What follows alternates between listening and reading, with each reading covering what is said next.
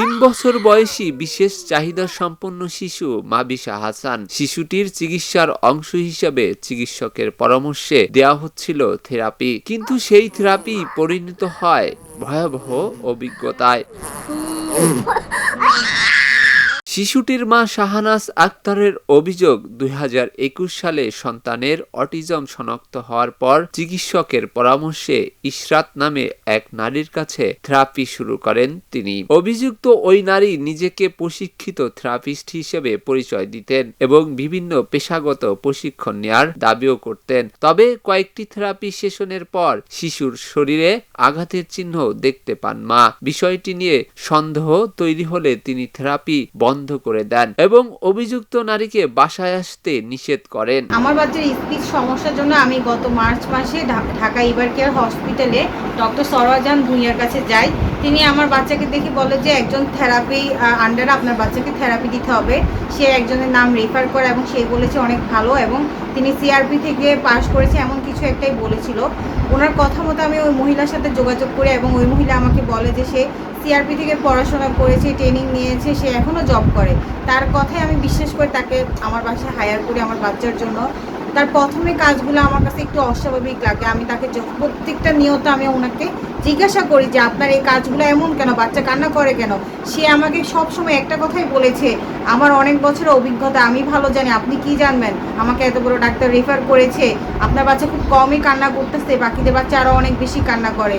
কিন্তু আমি দিনের পর দিন দেখতে পারলাম যে আমার বাচ্চার তো কোনো উন্নতি হচ্ছে না। উনি আমার বাচ্চাকে থেরাপি নামে এক প্রকার অত্যাচার করতেছে, আমার বাচ্চাকে মারামারি শুরু করেছে।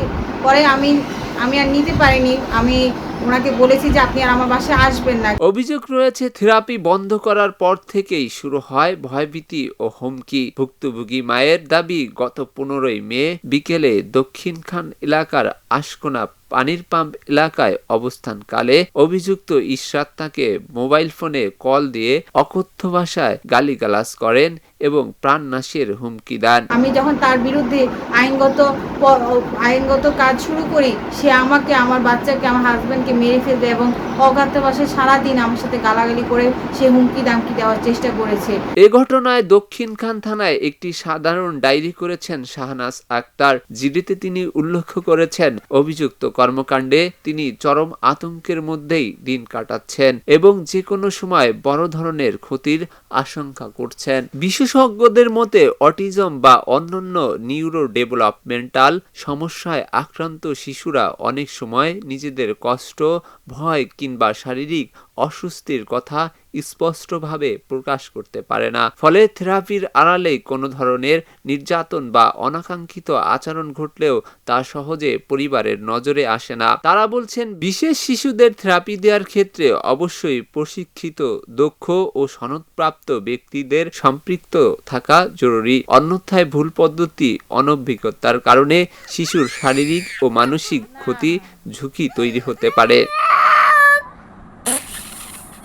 ভুক্তভোগী পরিবারের দাবি, শুধু তাদের সন্তানদের জন্যই নয়, ভবিষ্যতে যেন আর কোনো বিশেষ শিশু থেরাপির নামে এমন নির্যাতনের শিকার না হয়, সেই জন্য কার্যকর ব্যবস্থা নিশ্চিত করতে হবে। একই সঙ্গে ঘটনাটির সুষ্ঠু ও নিরপেক্ষ তদন্ত করে দায়ীদের বিরুদ্ধে আইনগত পদক্ষেপ নেয়ার আহ্বান জানান তারা। বিশেষ শিশুদের থেরাপি ও পুনর্বাসন একটি অত্যন্ত সংবেদনশীল বিষয়। এখানে প্রয়োজন দক্ষতা, মানবিকতা এবং কঠোর জবাবদিহিতা।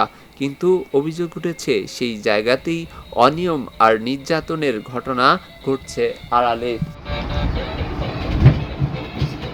এস আলী দুর্জয়, খবরের কাগজ, ঢাকা। খবরের কাগজ, নিখাদ, নির্ভীক, নিরপেক্ষ।